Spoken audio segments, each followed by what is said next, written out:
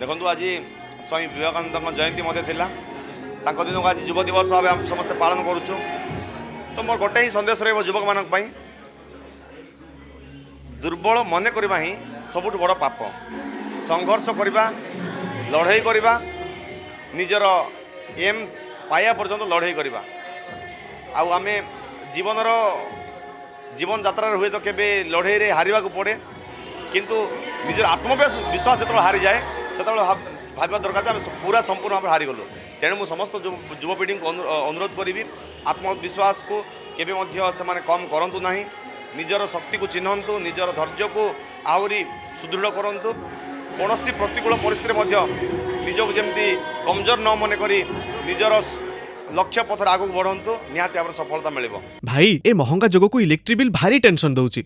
कहीं तू जानिनु सरकार पीएम सूर्य घर यूएलए मॉडल रे बिजुली बिल चिंतार मुक्ति मात्र 5000 टंका 1 किलोवाट घरे उपभोक्ता 5000 टंका छात उपरे सोलार व्यवस्था करी वर्ष को 5000 टंका जाए संचय करि परिबे। तो डेरी काहे की आज ही टीपीएनओडीएल ऑफिस नहले 1912 रे जोगाजोग कर।